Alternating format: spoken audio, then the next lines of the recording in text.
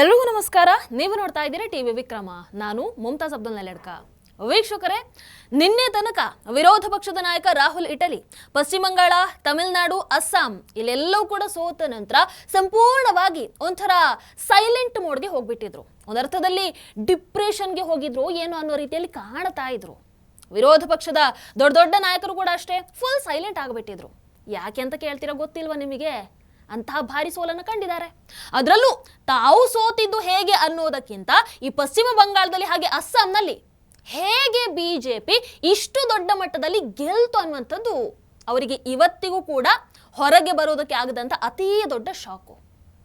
ಆದರೆ ಯಾವಾಗ ದೇಶದ ಪ್ರಧಾನಿ ನರೇಂದ್ರ ಮೋದಿಜಿಯವರು ಒಂದು ದೇಶದ ಮುಂದೆ ಒಂದು ಮನವಿಯನ್ನ ಮಾಡಿದ್ರು, ಅಂದರೆ ವರ್ಕ್ ಫ್ರಮ್ ಹೋಮ್ ಮಾಡಿ, ಪೆಟ್ರೋಲ್ ಡೀಸೆಲ್ ಒಂದು ಸ್ವಲ್ಪ ಬಳಕೆ ಕಡಿಮೆ ಮಾಡಿ, ವಿದೇಶ ಪ್ರವಾಸವನ್ನು ಕಡಿಮೆ ಮಾಡಿ, ಚಿನ್ನ ಖರೀದಿಯನ್ನು ಕಡಿಮೆ ಮಾಡಿ, ಇಂಥ ಒಂದಷ್ಟು ಮನವಿಯನ್ನ ಯಾವಾಗ ದೇಶದ ಮುಂದೆ ಬಂದು ಇಟ್ರೋ, ಆಯ್ತಲ್ವಾ ಮೌನ ಬಿಡು ಮಾತಾಡುವಂತ ಈಗ ಈ ಎಲ್ಲ ನಾಯಕರು ಮತ್ತೆ ಆಕ್ಟಿವ್ ಆಗಿಬಿಟ್ಟಿದ್ದಾರೆ. ಕಾಂಗ್ರೆಸ್ ನಾಯಕ ರಾಹುಲ್ ಇಟಲಿಗೆ ಹೇಳ್ತಾ ಇದ್ದಾರೆ, ಮೋದಿ ಸರ್ಕಾರ ತನ್ನ ಜವಾಬ್ದಾರಿಯನ್ನ ಸಾಮಾನ್ಯ ಜನರ ಮೇಲೆ ಹಾಕಿ ಅವರಿಂದ ಈ ರೀತಿಯ ತ್ಯಾಗವನ್ನ ಕೇಳೋದಕ್ಕಾಗಲ್ಲ. ಅಂದ್ರೆ ಮೋದಿಜಿಯವರ ಆಡಳಿತ ವಿಫಲ ಅನ್ನೋ ಅರ್ಥದಲ್ಲಿ ಒಂದು ಟ್ವೀಟ್ ಅನ್ನು ಮಾಡಿದ್ದಾರೆ. ಆದ್ರೆ ರಾಹುಲ್ ಇಟಲಿಗೆ ಒಂದು ವಿಚಾರ ಯಾವಾಗ ಅರ್ಥ ಆಗುತ್ತೋ ಗೊತ್ತಿಲ್ಲ. ಅವರು ಈಗ ಮಾಡ್ತಾ ಇರುವಂತಹ ಇಂತಹ ರಾಜಕೀಯದಿಂದ ಅವರಿಗೆ ಯಾವತ್ತೂ ಏನು ಸಿಗಲ್ಲ, ನಯಾ ಪೈಸೆ ಲಾಭ ಆಗಲ್ಲ. ಈ ವಿಚಾರ ಯಾವಾಗ ಅರ್ಥ ಆಗುತ್ತೆ? 5 ರಾಜ್ಯಗಳ ಚುನಾವಣಾ ಫಲಿತಾಂಶವನ್ನ ನೋಡಿದ್ರೆ ಪಶ್ಚಿಮ ಬಂಗಾಳದಲ್ಲಿ ಕಾಂಗ್ರೆಸ್ಗೆ ಸಿಕ್ಕಿದ್ದು ಕೇವಲ 2 ಸೀಟು ಮಾತ್ರ, ತಮಿಳುನಾಡಲ್ಲಿ ಕೇವಲ 5 ಸೀಟು, ಪುದುಚೇರಿಯಲ್ಲಿ ಕೇವಲ 1 ಸೀಟು, ಅಸ್ಸಾಂನಲ್ಲಿ ಕೂಡ ಕೇವಲ 19 ಸೀಟು ಮಾತ್ರ. ಈಗ ಕೇರಳದಲ್ಲಿ ಕಾಂಗ್ರೆಸ್ ಚುನಾವಣೆಯಲ್ಲಿ ಗೆದ್ದಿದ್ರೂ ಕೂಡ ರಾಹುಲ್ ಇಟಲಿಗೆ ಇನ್ನು ಕಾಂಗ್ರೆಸ್ ಮುಖ್ಯಮಂತ್ರಿ ಯಾರು ಅನ್ನುವಂಥದ್ದನ್ನ ತೀರ್ಮಾನ ಮಾಡೋದಕ್ಕೆ ಆಗ್ತಾ ಇಲ್ಲ. ಎಷ್ಟು ದಿನ ಆಯ್ತು ನೋಡಿ. ಪಶ್ಚಿಮ ಬಂಗಾಳದಲ್ಲಿ ಬಿಜೆಪಿ ತಕ್ಷಣ ಸಿಎಂ ಹೆಸರನ್ನ ಘೋಷಣೆ ಮಾಡಿತು, ಪ್ರಮಾಣ ವಚನ ಸ್ವೀಕಾರ ಕೂಡ ಆಯಿತು. ಅಸ್ಸಾಂನಲ್ಲೂ ಅಷ್ಟೇ ತಕ್ಷಣ ತೀರ್ಮಾನವನ್ನ ಮಾಡಿದ್ರು. ತಮಿಳುನಾಡಲ್ಲಿ ಅಷ್ಟು ದೊಡ್ಡ ರಾಜಕೀಯ ಗೊಂದಲ ಇದ್ರೂ ಕೂಡ ಕೊನೆಗೂ ಅಲ್ಲಿ ಮುಖ್ಯಮಂತ್ರಿ ಯಾರನ್ನುವಂಥದ್ದನ್ನ ಫೈನಲ್ ಮಾಡಿ ಪ್ರಮಾಣ ವಚನ ಸ್ವೀಕಾರ ಆಯ್ತಲ್ವಾ. ಆದ್ರೆ ಈಗ ಉಳಿದಿರುವಂಥದ್ದು ಒಂದು ರಾಜ್ಯ ಮಾತ್ರ, ದಟ್ ಈಸ್ ಕೇರಳ. ಅಲ್ಲಿ ಕಾಂಗ್ರೆಸ್ ಇನ್ನೂ ಯಾರನ್ನ ಮುಖ್ಯಮಂತ್ರಿ ಮಾಡ್ಬೇಕನ್ನೋದ್ರ ಮೇಲೆ ನಿರ್ಧಾರಕ್ಕೆ ಬರೋದಕ್ಕಾಗ್ತಾ ಇಲ್ಲ. ಅಂಡ್ ಇವರು ಬಂದು ಪ್ರಧಾನಿ ಮೋದಿಜಿಯವರಿಗೆ ಏನು ಮಾಡಬೇಕು ಅಂತ ಸಲಹೆಯನ್ನ ಕೊಡ್ತಾ ಇದ್ದಾರೆ. ಅದರ ವಾಸ್ತವ ಏನು ಅಂತಂದ್ರೆ, ಇವತ್ತು ದೇಶದಲ್ಲಿ ಕಾಂಗ್ರೆಸ್ ಅಥವಾ ಇಂಡಿ ಮೈತ್ರಿಕೂಟದ ಸರ್ಕಾರ ಇರುವಂತಹ ರಾಜ್ಯಗಳು ಕೇವಲ 6 ಮಾತ್ರ. ಅದರಲ್ಲೂ ಕಾಂಗ್ರೆಸ್ಸಿನ ಮೈತ್ರಿ ಪಕ್ಷಗಳು ಈಗ ಒಂದೊಂದಾಗಿ ದೂರ ಆಗ್ತಾ ಬರ್ತಾ ಇವೆ.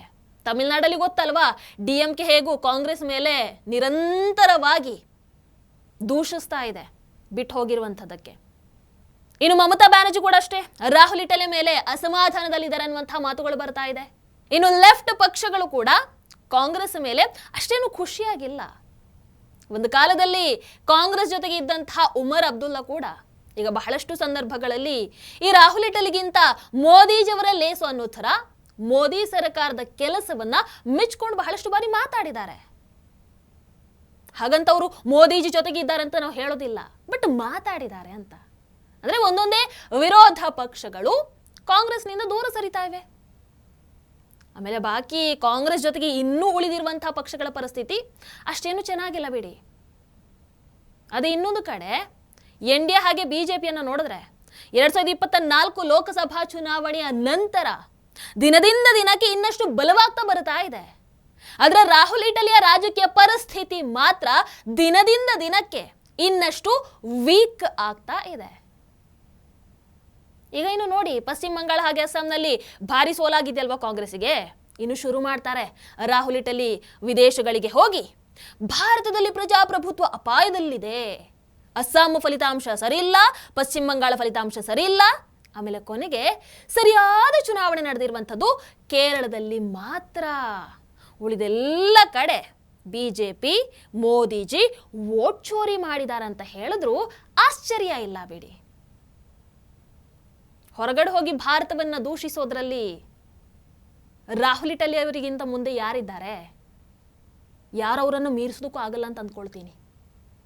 ವೀಕ್ಷಕರು, ಇವತ್ತು ಮೋದಿಜಿಯವರಿಗೆ ಪಾಠ ಹೇಳೋದಕ್ಕೆ ಬರ್ತಾ ಇರುವಂತಹ ಓ ಮೋದಿಜಿ ಅಚ್ಚೆ ದಿನ ನೋಡಿದ್ರ ಹೇಗಿದೆ ಅಂತ ಹೀಗೆ ಸೋಷಿಯಲ್ ಮೀಡಿಯಾದಲ್ಲಿ ಗೀಚುವಂಥವರಿಗೆ, ಮೋದಿಜಿ ಬಂದು ಎಲ್ಲ ಹಾಳು ಮಾಡಿಬಿಟ್ರು ಅಂತ ಹೇಳುವಂಥವರಿಗೆ, ಅಂದರೆ ರಾಹುಲ್ ಇಟಲಿ ಆ್ಯಂಡ್ ಅವರ ಬೆಂಬಲಿಗರಿಗೆ ಅವರದೇ ಪಕ್ಷದ ಒಂದಷ್ಟು ಹಳೆಯ ಪ್ರಧಾನಮಂತ್ರಿಗಳ ನಾಯಕರ ಹೇಳಿಕೆಗಳನ್ನು ನೆನಪಿಸಬೇಕಲ್ವಾ? ಯಾಕಂದ್ರೆ ಭಾರತ ಯಾವಾಗೆಲ್ಲ ಸಂಕಷ್ಟಕ್ಕೆ ಸಿಕ್ಕಾಕೊಂಡಿತ್ತೋ, ಯಾವಾಗ ಸಂಕಷ್ಟಕ್ಕೆ ಸಿಕ್ಕಾಕೊಂಡಿರ್ಲಿಲ್ವೋ ಅವಾಗೆಲ್ಲವೂ ಕೂಡ ಕಾಂಗ್ರೆಸ್ ನಾಯಕರು ಏನು ಹೇಳಿದ್ರು ಅನ್ನುವಂಥದ್ದು ಗೊತ್ತಾಗಬೇಕಲ್ವಾ? ಅದನ್ನು ಒಂದು ಬಾರಿ ನೋಡೋಣ. ಈಗ ಮೊದಲಿಗೆ 2012 ನೆನಪಿಸ್ಕೊಳ್ಳಿ.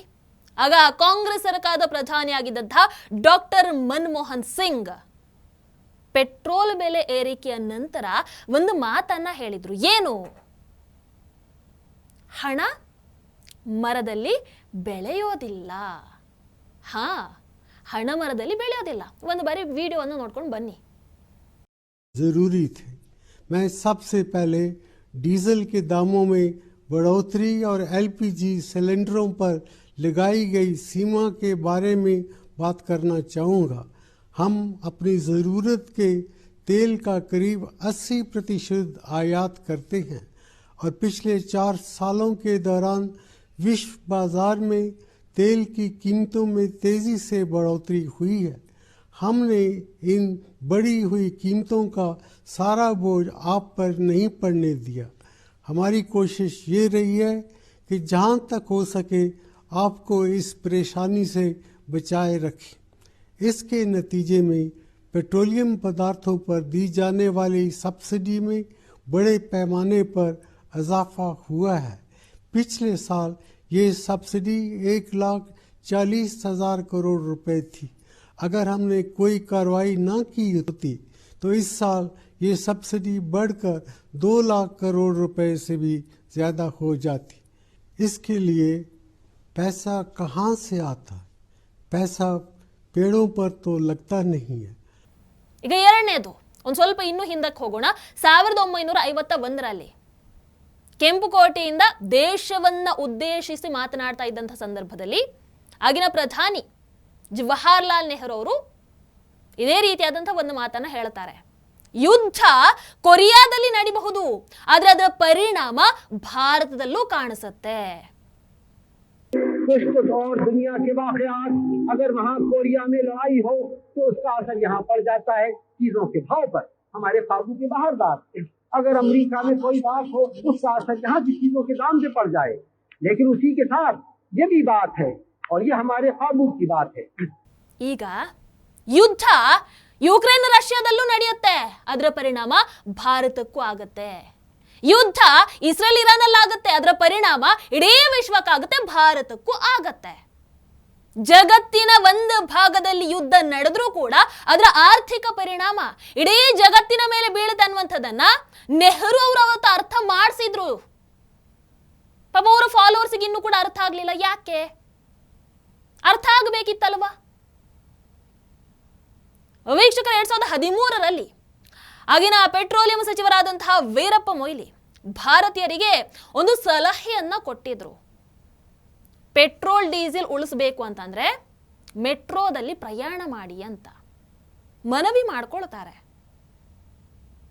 ಇನ್ನು ಪೆಟ್ರೋಲ್ ಅನ್ನು ಉಳಿಸೋದಕ್ಕೆ ದೇಶಾದ್ಯಂತ ಪೆಟ್ರೋಲ್ ಬಂಕ್ ಅನ್ನ ದಿನಕ್ಕೆ 12 ಗಂಟೆಗಳ ಕಾಲ ಬಂದ್ ಮಾಡುವಂತಹ ನಿರ್ಧಾರವನ್ನು ಕೂಡ ಕಾಂಗ್ರೆಸ್ ತಗೊಂಡಿತ್ತು.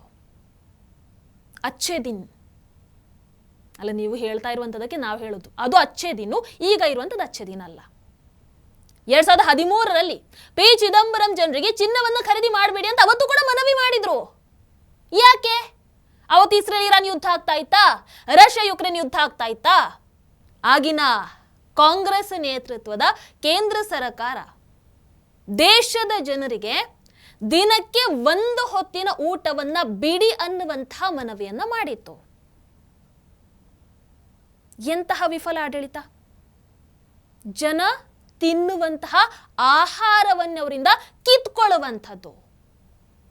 ನಿಮಗೆ ಚಿನ್ನ ಇಲ್ಲದೆ ಬದುಕಬಹುದು, ಬೆಳ್ಳಿ ಇಲ್ಲದೆ ಬದುಕಬಹುದು, ಪೆಟ್ರೋಲ್ ಡೀಸೆಲ್ ಇಲ್ಲದೆ ಬದುಕಬಹುದು, ಅಥವಾ ವಿದೇಶ ಪ್ರವಾಸ ಹೋಗದೇನು ಬದುಕಬಹುದು. ಆದರೆ ಆಹಾರ ಇಲ್ಲದೆ ಬದುಕೋದಕ್ಕೆ ಸಾಧ್ಯ ಇದೆಯಾ? ಆದರೂ ಕಾಂಗ್ರೆಸ್ ಸರ್ಕಾರ ಜನರಿಗೆ ಊಟವನ್ನೇ ಬಿಟ್ಟು ಬಿಡಿ ಅಂತ ಹೇಳಿದಾಗ ಅದು ಸರ್ಕಾರದ ವೈಫಲ್ಯ ಅಂತ ಹೇಳೋದಕ್ಕಾಗಲ್ಲ. ಅದು ವೈಫಲ್ಯ ಅಲ್ಲ. ಆದರೆ ಇವತ್ತು ಗ್ಲೋಬಲ್ ಕ್ರೈಸಿಸ್ ಇದೆ. ಸ್ಟಿಲ್ 2 ತಿಂಗಳು ಯಾವುದೇ ಸಮಸ್ಯೆ ಆಗದ ಹಾಗೆ ನೋಡಿಕೊಂಡು ಆ ಒಂದು ಸಮಸ್ಯೆಯನ್ನು ಮುಂದಕ್ಕೆ ತಗೊಂಡು ಹೋಗಿ ಇವತ್ತು ಮುಂದೆ ಒಂದು ಸ್ವಲ್ಪ ಕಷ್ಟ ಎದುರಾಗಬಹುದು, ರೆಡಿಯಾಗಿರಿ. ಅದಕ್ಕೋಸ್ಕರ ಒಂದಷ್ಟು ಮುನ್ನೆಚ್ಚರಿಕಾ ಕ್ರಮಗಳನ್ನು ಪಾಲನೆ ಮಾಡಿ ಅಂತ ಮನವಿಯನ್ನ ಮಾಡಿದ ತಕ್ಷಣ ಆಲೂಗಡ್ಡೆಯಿಂದ ಚಿನ್ನ ತೆಗೆಯುವಂತ ಬುದ್ಧಿಜೀವಿಗಳು ಬಂದು ಬಿಟ್ರಲ್ವಾ. ಇದರಲ್ಲಿ ಮೋದಿಜಿಯವರ ಪಾತ್ರ ಏನಾದ್ರೂ ಇದೆಯಾ? ಖಂಡಿತವಾಗ್ಲೂ ಇಲ್ಲ. ಭಾರತದ ಪಾತ್ರ ಏನಾದ್ರೂ ಇದೆಯಾ? ಖಂಡಿತವಾಗ್ಲೂ ಇಲ್ಲ. ಅಲ್ಲಿ ಆಗಿರುವಂತಹ ಯುದ್ಧ ಇಡೀ ವಿಶ್ವಕ್ಕೆ ಪರಿಣಮಿಸಿರುವಂಥದ್ದು. ಹಾಗೆ ನೋಡಿದ್ರೆ ನೀವು ಬೇರೆ ಬೇರೆ ದೇಶಗಳಲ್ಲಿ ಎಷ್ಟು ಸಮಸ್ಯೆಗಳನ್ನು ಅನುಭವಿಸ್ತಾ ಇದ್ದಾರೆ ನೋಡಿ. ಭಾರತದಲ್ಲಿ ಇನ್ನೂ ಕೂಡ ಸಮಸ್ಯೆ ಬಂದಿಲ್ಲ. Still India is managing. Modi ಅವರನ್ನು ದ್ವೇಷಿಸುವಂತಹ, ಪಾಕ್ ಮೇಲೆ ಪ್ರೇಮ ಇರುವಂತಹ ನಿಮ್ಮ ಪಾಕಿಸ್ತಾನವನ್ನೇ ನೋಡಿಬೇಕಾದ್ರೆ ಅಲ್ಲಿನ ಪರಿಸ್ಥಿತಿ ಹೇಗಿದೆ ಅಂತ. ಪ್ರಧಾನಿ ಮೋದಿ ವಿಚಾರಕ್ಕೆ ಬಂದಾಗ ಮಾತ್ರ ಕಾಂಗ್ರೆಸ್ ರಾಜಕೀಯವಾಗಿ ಪ್ರತಿಯೊಂದನ್ನು ಕೂಡ ಟಾರ್ಗೆಟ್ ಮಾಡುತ್ತೆ. ವೀಕ್ಷಕರು, ಪ್ರಧಾನಿ ಮೋದಿಜಿ ಮೇಲೆ ದೇಶದ ಜನರಿಗೆ ಎಷ್ಟು ಗೌರವ ಇದೆ ಅಂತಂದ್ರೆ, ಅವರು ಸಂಕಷ್ಟದ ಸಮಯದಲ್ಲಿ ಏನೇ ಮನವಿಯನ್ನ ಮಾಡಿದ್ರು ಕೂಡ ಜನ ಹೆಚ್ಚೇನು ಯೋಚನೆ ಮಾಡದೆ ಅಫ್ಕೋರ್ಸ್ ಅದನ್ನ ಬೆಂಬಲಿಸ್ತಾರೆ, ಅವರ ಜೊತೆಗೆ ನಿಂತು ಬಿಡ್ತಾರೆ. ನೀವು ಬೇಕಾದ್ರೆ ಕೋವಿಡ್ ಸಮಯವನ್ನು ನೆನಪಿಸ್ಕೊಳ್ಳಿ. ಪ್ರಧಾನಿ ಮೋದಿಜಿ ಜನತಾ ಕರ್ಫ್ಯೂಗೆ ಕರೆಯನ್ನ ಕೊಟ್ಟಾಗ ದೇಶದ ಜನ ಸ್ವಯಂ ಪ್ರೇರಿತರಾಗಿ ಮನೆಯಲ್ಲೇ ಉಳ್ಕೊಂಡ್ರು. ಅವತ್ತು ಹೀಗೆ ಅಲ್ವಾ, ಆಲ್ ಆಫ್ ದ ಸಡನ್ ಬಂದು ಅವರು ಜನರಿಗೆ ಮನವಿಯನ್ನ ಮಾಡ್ಕೊಂಡಿದ್ದು, ನಾಳಿಂದ ಲಾಕ್ಡೌನ್ ಹೀಗೆ ಇರುತ್ತೆ ಅಂತ. ಹೌದಲ್ವಾ? ನೆಕ್ಸ್ಟ್ ಡಾಕ್ಟರ್ಗಳ ಆಮೇಲೆ ಹೆಲ್ತ್ ವರ್ಕರ್ಸ್ಗಳ ಅವನು ಮನೋಬಲವನ್ನು ಹೆಚ್ಚಿಸೋ ಸಲುವಾಗಿ ನೀವು ಗಂಟೆಯನ್ನು ಬಾರಿಸಿ ಶಂಖವನ್ನು ಊದಿ ಅಂತ ಮನವಿಯನ್ನ ಮಾಡ್ಕೊಂಡಾಗ್ಲೂ ಅಷ್ಟೇ ದೇಶದ ಜನ ಖುಷಿಯಿಂದ ತಮ್ಮ ತಮ್ಮ ಮನೆಯಿಂದ ಹೊರಗೆ ನಿಂತು ಅವೆಲ್ಲವನ್ನ ಮಾಡಿದ್ರು. ಅಂದ್ರೆ ಹೆಲ್ತ್ ವರ್ಕರ್ಸ್ ಜೊತೆಗೆ ನಾವಿದ್ದೇವೆ ಅನ್ನುವಂತಹ ಧೈರ್ಯವನ್ನು ಕೊಡೋದಕ್ಕೆ. ಕರೆಕ್ಟಾ? 2015ರಲ್ಲಿ ಪ್ರಧಾನಿ ಮೋದಿಜಿ LPG ಸಬ್ಸಿಡಿ ಅಂದ್ರೆ ಯಾರಿಗೆ ಅವಶ್ಯಕತೆ ಇಲ್ವೋ ಅವರು ಬಿಟ್ಟು ಬಿಡಿ ಅಂತ ಮನವಿಯನ್ನ ಮಾಡ್ಕೊಳ್ತಾರೆ. ಅದಾದ ನಂತರ ಕಳೆದ 11 ವರ್ಷಗಳಲ್ಲಿ ಸುಮಾರು 1,15,00,000 ಜನ ತಮ್ಮ LPG ಸಬ್ಸಿಡಿಯನ್ನ ಸ್ವಯಂ ಪ್ರೇರಿತರಾಗಿ ಬಿಟ್ಟಿದ್ದಾರೆ. ಅಂದ್ರೆ ಪ್ರಧಾನಿ ಮೋದಿಜಿ ಯಾವಾಗ ದೇಶದ ಜನರಿಗೆ ಮನವಿಯನ್ನ ಮಾಡ್ತಾರೋ ಮೋಸ್ಟ್ ಆಫ್ ದ ಪೀಪಲ್ ಅದನ್ನ, ಅಂದ್ರೆ ಮೆಜಾರಿಟಿ ಮಂದಿ ಅದನ್ನ ಚಳುವಳಿಯ ಹಾಗೆ ತಗೊಂಡು ಅದರಲ್ಲಿ ಪಾಲ್ಗೊಂಡಿದ್ದಾರೆ. ಅಂಡ್ ಇದೇ ಕಾರಣಕ್ಕೆ ದೊಡ್ಡ ದೊಡ್ಡ ಸಂಕಷ್ಟಗಳಿಂದ ದೇಶ ಮತ್ತೆ ಮತ್ತೆ ಮತ್ತೆ ಹೊರಗೆ ಬರ್ತಾ ಇರುವಂಥದ್ದು. ಆದ್ರೆ ರಾಹುಲ್ ಇಟಲಿ ತರದ ನಾಯಕರು ಈ ರೀತಿಯ ಮನವಿಗಳ ಮಹತ್ವವನ್ನ ಯಾವತ್ತೂ ಅರ್ಥ ಮಾಡ್ಕೊಳ್ಳೋದಕ್ಕೆ ಸಾಧ್ಯ ಇಲ್ಲ. ದೇಶಕ್ಕೆ ಸಮಸ್ಯೆ ಅಂತ ಬಂದ್ರೆ ಅಲ್ಲೂ ಮೋದಿಜಿ ಅವರನ್ನ ಏನು ಬೈಬಹುದು ಅಂತ ನೋಡ್ತೀರಾ. ದೇಶಕ್ಕೆ ಬಂದಂತಹ ಸಮಸ್ಯೆ ಅಂತ ಅಂದ್ರೆ ನಮಗೂ ಬಂದಂತಹ ಸಮಸ್ಯೆ ತಾನೆ, ಅದನ್ನು ಯಾಕೆ ರಾಜಕೀಯವಾಗಿ ತಗೊಳ್ತೀರಾ? ಆದ್ರೂ ಇವತ್ತು ಮೋದಿಜಿಯವರಿಗೆ ಟೀಕೆ ಮಾಡ್ತಾ ಇದ್ದಾರಲ್ವಾ, ಅವರಿಗೆಲ್ಲರಿಗೂ ಒಂದು ಪ್ರಶ್ನೆಯನ್ನ ಕೇಳೋಣ. ಪ್ರಧಾನಿ ಮೋದಿಜಿಯವರು ಬಂದು ಜನರಿಗೆ ದೇಶದ ಹಿತಕ್ಕೋಸ್ಕರ ನೀವು ಏನು ಮಾಡಬಹುದು ಅಂತ ಕೇಳಿದಾಗ ಹೆಚ್ಚಿನ ದೇಶಪ್ರಿಯ ಜನರಿಗೆ ಸ್ಪಂದಿಸ್ತಾರೆ. ಆದರೆ ಇದೇ ರೀತಿಯಾದಂತಹ ಮನವಿಯನ್ನ ರಾಹುಲ್ ಇಟಲಿ ಮಾಡಿದ್ರೆ ಅದೇ ಜನ ಅದೇ ಮಟ್ಟದಲ್ಲಿ ಸ್ಪಂದಿಸ್ತಾರಾ? ಅವರು ಪಾಪ ಚುನಾವಣೆ ಸಮಯದಲ್ಲಿ ಬಂದು ಕಾಂಗ್ರೆಸ್ಗೆ ವೋಟ್ ಹಾಕಿ ಅಂತ ಮನವಿಯನ್ನ ಮಾಡಿದ್ರೆ ಜನ ಅದನ್ನೇ ಕೇಳ್ತಾ ಇಲ್ಲ. ಕಾಂಗ್ರೆಸ್ಗೆ ವೋಟ್ ಹಾಕಿ ಅಂತ ಹೇಳಿದ್ರೆ ಬಿಜೆಪಿಗೆ ವೋಟ್ ಹಾಕ್ತಾ ಇದ್ದಾರೆ. ಇತ್ತೀಚಿನ ಚುನಾವಣಾ ಫಲಿತಾಂಶಗಳಿಂದಲೇ ಅದಕ್ಕೆ ಉತ್ತರ ಸಿಕ್ಕಿಬಿಟ್ಟಿದೆ. ಇನ್ನು ಬಾಕಿ ಇರುವಂಥದ್ದನ್ನ ಕೇಳ್ತಾರಾ ಅಂತ ನಾನಲ್ಲ, ದೇಶದ ಜನ ಕೇಳ್ತಾ ಇದ್ದಾರೆ. ಏನ್ ಹೇಳ್ತೀರಪ್ಪ? ಮೋದಿಜಿಯವರು ಇವತ್ತು ದೇಶದ ಮುಂದೆ ಮನವಿಯನ್ನ ಮಾಡಿದ್ದಾರೆ. ಅದರಲ್ಲಿ ಮೋದಿಜಿಯವರ ಸ್ವಾರ್ಥ ಏನಿಲ್ಲ, ಇಡೀ ದೇಶದ ಹಿತಕ್ಕೋಸ್ಕರ ಮಾಡಿರುವಂತಹ ಮನವಿ ಅದು. ಅಂಡ್ ಇಲ್ಲಿ ಮೋದಿಜಿಯವರ ತಪ್ಪು ಏನಿಲ್ಲ. ಇಸ್ರೇಲ್ ಇರಾನ್ ಆಗಿರ್ಬೋದು, ರಷ್ಯಾ ಯುಕ್ರೇನ್ ಯುದ್ಧ ಆಗಿರ್ಬೋದು, ಅದರ ಪರಿಣಾಮವನ್ನು ಇಡೀ ವಿಶ್ವ ಅನುಭವಿಸ್ತಾ ಇದೆ. ಭಾರತ ಕೂಡ ಅನುಭವಿಸುವಂತಹ ಪರಿಸ್ಥಿತಿ ಬಂದಿರುವಂಥದ್ದು. ಅಂಡ್ ಅದಕ್ಕೆ ರೆಡಿ ಆಗಿ ಅಂತ ಕೇಳ್ತಾ ಇದ್ದಾರೆ. ಇವತ್ತು ಇಂತಹ ಸಂಕಷ್ಟದ ಸಮಯದಲ್ಲಿ ಹೇಗೆ ಕೊರೋನಾ ಸಂದರ್ಭದಲ್ಲಿ ಇಡೀ ದೇಶದ ಜನ ಒಗ್ಗಟ್ಟಾಗಿ ನಿಂತಿದ್ರು, ಈ ಸಂದರ್ಭದಲ್ಲೂ ಕೂಡ ಅಷ್ಟೇ ಮೋದಿಜಿಯವರ ಜೊತೆಗೆ, ದೇಶದ ಜೊತೆಗೆ ನಾವೆಲ್ಲರೂ ಕೂಡ ಒಟ್ಟಾಗಿ ನಿಲ್ಲಬೇಕು. ಮೋದಿಜಿಯವರಿಗೋಸ್ಕರ ಅಂತ ಅಲ್ಲ, ನಿಮಗೋಸ್ಕರ ಅಂತಾನೆ ಅನ್ಕೊಳ್ಳಿ. ಹಾಗಾಗಿ ಇಂತಹ ಸಂಕಷ್ಟದ ಸಮಯದಲ್ಲಿ ಎಲ್ಲರೂ ಕೂಡ ಜೊತೆಯಾಗಿ ನಿಲ್ಲೋಣ ಅಂತ ಕೇಳ್ಕೊಳ್ತಾ ಈ ಕಾರ್ಯಕ್ರಮವನ್ನು ಮುಗಿಸ್ತಾ ಇದ್ದೀನಿ. ನಮಸ್ಕಾರ. ಟಿವಿ ವಿಕ್ರಮ, ದೇಶ ನಿಮ್ಮ ಕೈಯಲ್ಲಿ. ಈ ಕಾರ್ಯಕ್ರಮ ನಿಮಗೆ ಇಷ್ಟ ಆಗಿದ್ದಲ್ಲಿ ಲೈಕ್, ಶೇರ್ ಹಾಗೂ ಕಮೆಂಟ್ ಮಾಡಿ. ಟಿವಿ ವಿಕ್ರಮದ ಕಾರ್ಯಕ್ರಮಗಳನ್ನು ನಿರಂತರವಾಗಿ ವೀಕ್ಷಿಸಲು ಸಬ್ಸ್ಕ್ರೈಬ್ ಮಾಡಿ, ಬೆಲ್ ಐಕನ್ ಒತ್ತಿ.